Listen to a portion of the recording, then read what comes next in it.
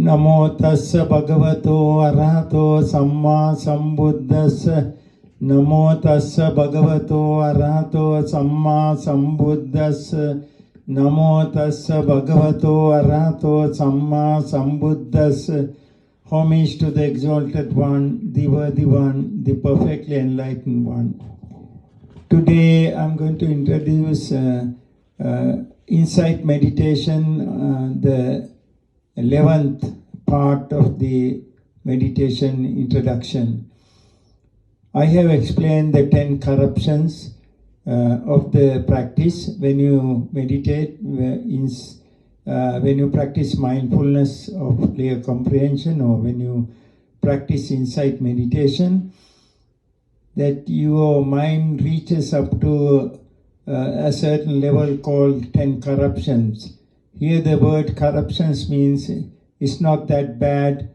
It really hinder your progress because so many colorful lights and things are happening, and if you get attached to those objects, your practice will hinder.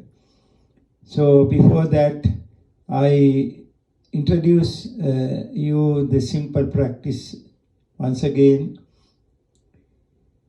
Those who practice breathing meditation may concentrate on the breath. When you breathe in, breathe out, say 1. When you breathe in, breathe out, say 2. Breathe in, breathe out, say 3. And then start from 1 again.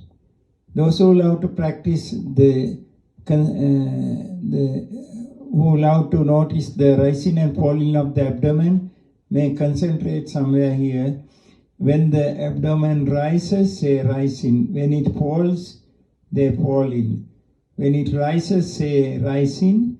When it falls, say falling. Rising, falling. Rising, falling.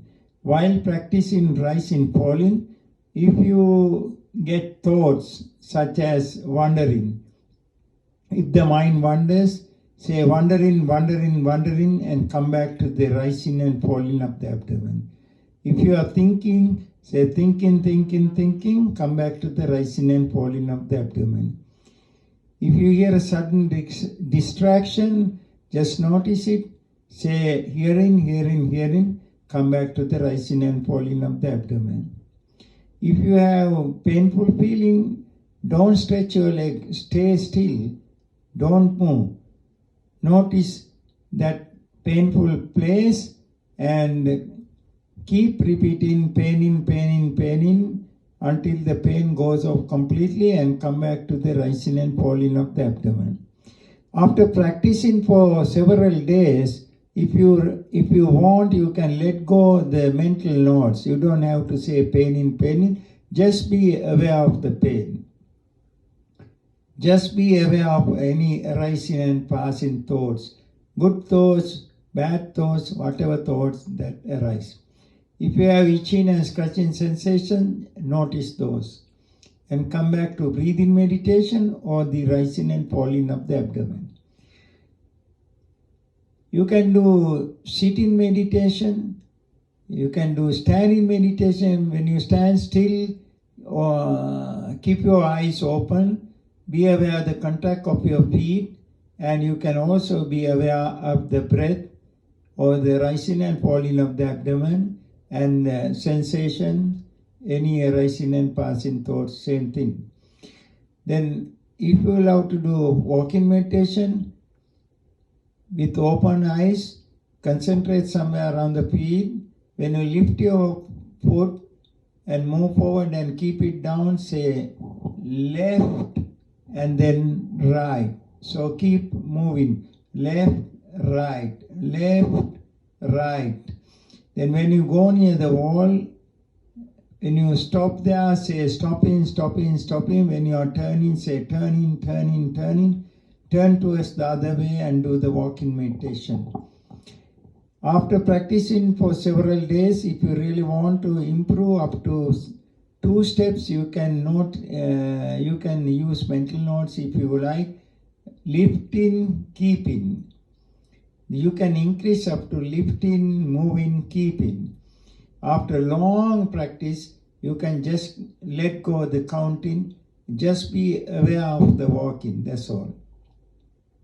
When you are eating, be aware of sweet and sour taste. When you are drinking, be aware hot and cold sensation. When you lie down, be aware the contact of the body and be aware the thoughts and the sensations, same as the sitting meditation. So you have sitting meditation, standing meditation, walking meditation, lying down meditation. You can lie down and practice. Keep your hand like that, like this, and so you won't fall asleep. So this is a simple practice. The other things you can be mindful, be aware of all the movements. When you stretch your arm slowly, notice that, and then simply bring it back. So this is called the mindfulness of clear comprehension, Sati Sampajana. Now, try to be aware all the moments. What I want is that for you to bring the mind to the present moment. We are not doing anything new called meditation. Every day we are doing breathing, eating, sleeping, walking. But here, when you are sleeping, we can't practice because you have fallen asleep. But when you are awake, you can apply this practice. What we do here,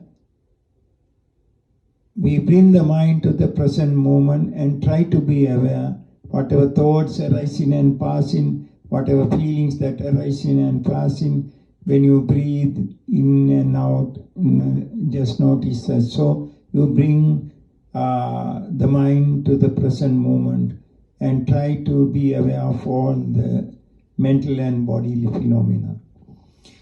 Now, I start from the place where I stopped, but I also remind you, I have already mentioned in my last clip, and this one I remind you once again so that you can have a brief understand. I introduce in brief the 10 corruptions that you can have some idea.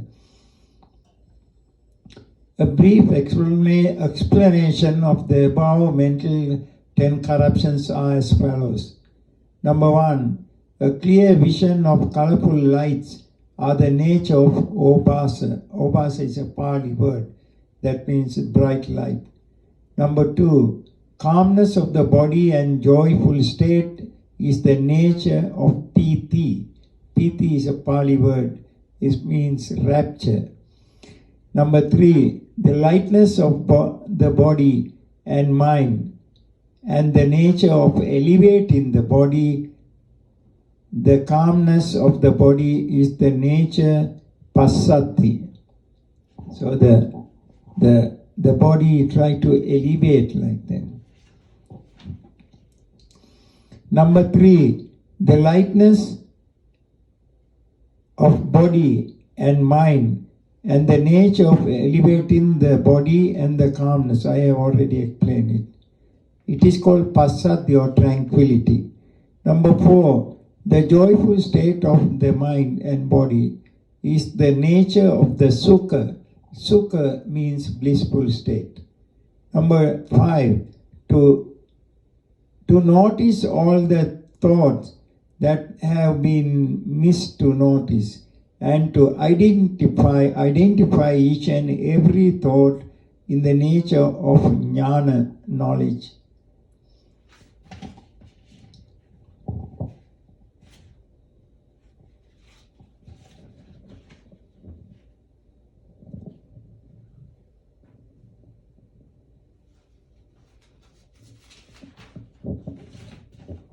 Number 6, the noticing of the mind and body process becomes so clear and the state of great faith towards the Buddha, Dhamma and Sangha arise, and also a great faith towards the teacher is the nature of adhimokka or saddha, faith or quality of mind which passed to an object.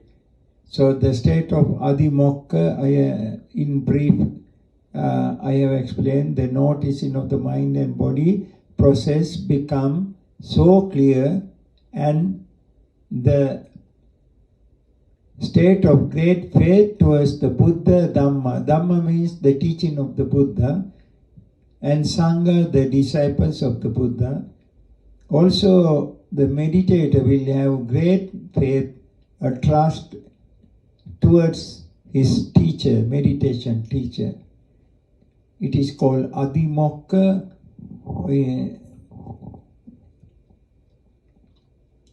In English, it's called a quality of the mind which passed an object. That means the mind get attached to the object, whatever that object. Even if you think of your teacher, that you get so much closer to the teacher, and then you have a great faith arise due to that. Number 7, the meditator could notice the mind and body process without exertion. It's the nature of Paggaha, Virya. So here the meditator don't have to put much effort to notice the arising and passing thoughts, feelings, sounds, but you have a great effort arise within you. Then you find that easily that you can notice the rising and passing thoughts. Number 8, meditator could notice the mind and body process quickly and without missing any of the thoughts. Is the nature of Upatthana, means unwavering mindfulness. I have explained in details these the corruptions earlier, but this is just giving a brief introduction. Number 9, meditator could notice the mind and body process clearly and without missing any object, and also not getting attached to pleasant objects, neither disliking to unpleasant objects, is the nature of upekkha, equanimity. The state of equanimity is that whatever the pleasant thought or unpleasant thought arise, the meditator does not worry about it. He doesn't try to refuse the unpleasant object. His mind doesn't get attached to the pleasant object, but the mind stays in the middle without getting attached. It's a state of equanimity. And the last one, number 9, the meditator is so joyful, and his meditation practice and also his meditation practice become very joyful, and he get attached to this state of joyful. He get attached to the state. He is called nikanti, desire, attachment. Actually, nikanti means when you come to the 10th level of the 10 corruptions, the 10th one, nikanti is like that there will be a kind of a reddish and yellowish and light around you. And that light, wherever you turn, the whole area filled with that light. In the night, because of that light, you can see through walls. You can see the gardens outside, plants, flower beds, and so on. You feel like the windows and doors are open. Then you worry about, sometimes you get up and you try to check the window. Is it closed? But you find it is already closed, but you see it is open. You can see the outside garden. And your mind get attached to this light. It will, if you don't notice and let go it will last for a long, long time. Maybe the whole night you will not fall asleep. You get attached to that light and stay.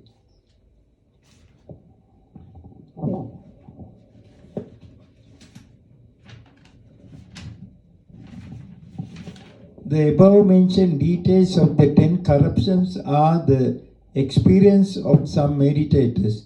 Those who understand and have a higher knowledge will explain much more details than given here. Though the meditators who understand and have a greater understanding of these knowledges could explain in greater details than what I have explained here. Each and every meditator is different. Some meditators may explain in so many ways the way he experienced this.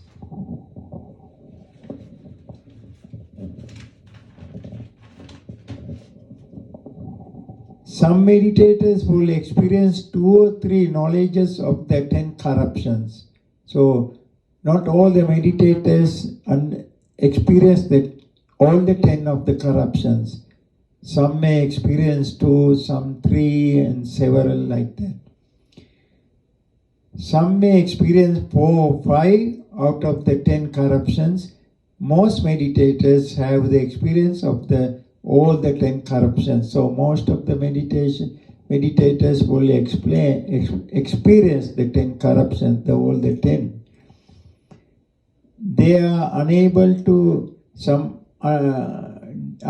differentiate all the 10 of those 10 corruptions, all the 10 of the corruptions, and also neither explain them clearly. So meditator, at this point, when the meditator goes to his teacher, most of them are unable to explain all the 10 clearly. But some here and there, some parts may explain. Somebody can sometimes explain all the 10 clearly. Those who experience most of the 10 corruptions find unable to suppress those conditions and continue the practice of the noticing the mind and body process. At this point, they need the guidance of the teacher. Those who explain, those who get attached to all the 10, those who could explain all the 10 of the corruptions, they get so much attached to these things, and sometimes the teacher has to guide them. Teacher has to encourage them, saying, don't get attached to these experiences, just let go, notice and let go. And then it will help the meditator to progress further. The teachers will give proper guidance for them to continue their practice without getting attached to these corruptions. If the meditator get attached to these corruptions and give up the noticing of the mind and body process, he should stop the practice for a while and take rest. When he stops his practice, this attachment will gradually fade away. Once it has been faded away, he should start the practice again. So some meditators, they get attached to that, and then they become unable, they become helpless, and they can't go beyond that. They can't just let this attachment go away, and to go beyond that point, also they can't improve more than that. So the teacher's guidance is very helpful that time. The meditator, at that time, meditator should stop the practice, do some other work. Maybe cleaning the meditation center a little bit, cleaning the Buddha statue area and arranging flowers, or do some other activities and start the practice again. So then that way they can get rid of these attachments to these corruptions. The meditators should think that all the conditioned things are impermanent and try their best to free themselves from the sankharas, the conditioned things. So the meditators should think that all these corruptions, all these things, what he has been experiencing are impermanent. The meditator has to think that they are impermanent, and think in that way, the meditator could gradually let go all these attachment at this point. The meditator should think that all the conditioned things are impermanent. Some meditators, while engaged on noticing, will experience as if they have gone into the cessation of the consciousness. When this happens, they misunderstand the cessation is a realization of Nibbana, and they might stop their practice thinking there is nothing further to continue. So some meditators go into a kind of unawareness, they fall asleep, and then they think that they have realized the truth, they have realized Nirvana, but it is not a realization. The realization is further. So he has to improve and let go all these attachment, and he has to let go this misunderstanding, and keep practicing and let go everything, and then he'll be able to progress further.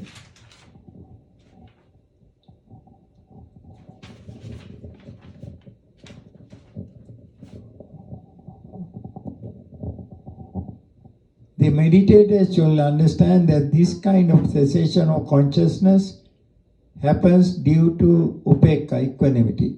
So when the mind is become very calm and stays still without getting attached to any pleasant object, without trying to drive away unpleasant objects, and his mind becomes so calm and still, he sometimes falls asleep. So he has to be wise enough to understand that this equanimity state is not a realization. He has to just notice that and let go, and keep practicing whatever thoughts that comes without getting attached to these thoughts, that then gradually he'll be able to improve.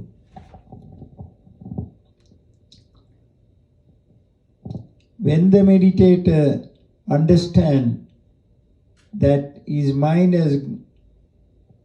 has got attached to these corruptions and should give up and continue his practice as usual. So when the meditator understands that he has got attached and he should give up all this, and he must try to continue his practice further. When he starts his practice and understand that he was attached to these corruptions, and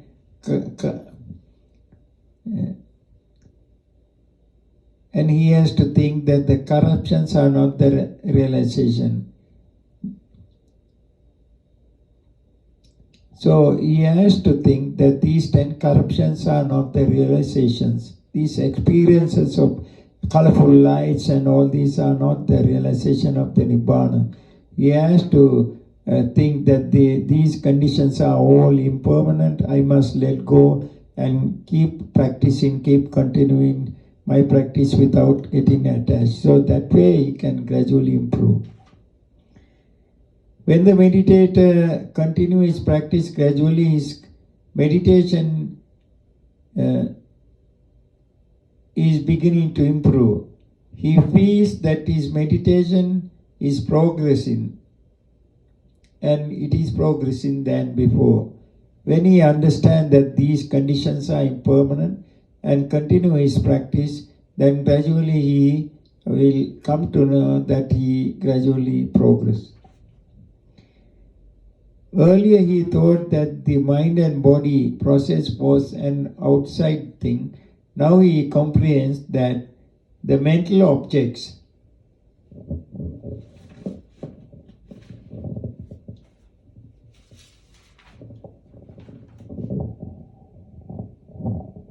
arise and pass away at the same place. So earlier he thought these mental process, all these thoughts are something like outside thing. But now he understands these things are rising and passing at the same place. Earlier, he had noticed that the mental objects arise and pass away in different places, but now when he noticed mindfully, the mental objects vanishes gradually. So earlier he thought these mental objects are something arise from far, but now he understands they rise and pass away at the same place. And further, when he practice and notice all these things, keep on noticing all these things, and he'll be able to experience the vanishing of these thoughts. Gradually, these thoughts will vanish.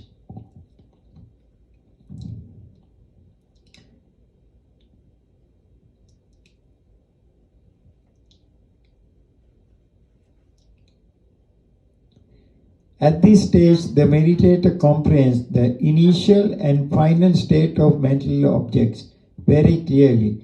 This understanding of arising and passing of mind and body process is the true nature of Udayavaya Jnana, the knowledge of arising and passing away. At this stage, the meditator comprehends the initial and the final state of mental objects. That is, gradually when he improves, he understands, he will be able to comprehend that the beginning and the end of all the thoughts. Thoughts are rising, slowly passing away. Sounds arising, passing away. Feelings arising, passing away.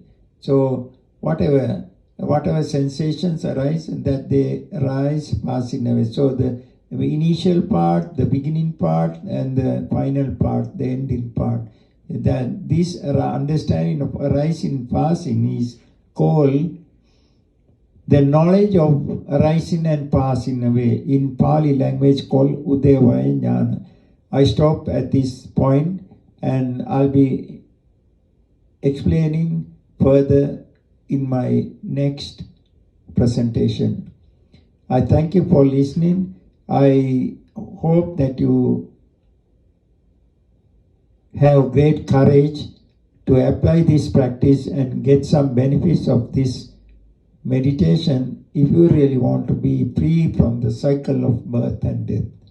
According to Buddha's teaching, according to Buddhism, that teaching explains when we pass away, we arise again, we reborn again in another existence.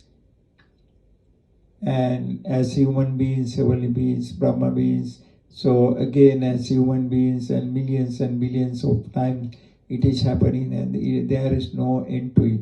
So the cycle it's a cycle, so arising and passing, all these things, and it brings us suffering because when we are born, we know someday we have to let go our friends and relatives, and we can't live forever, so everything is impermanent, brings much suffering, dukkha.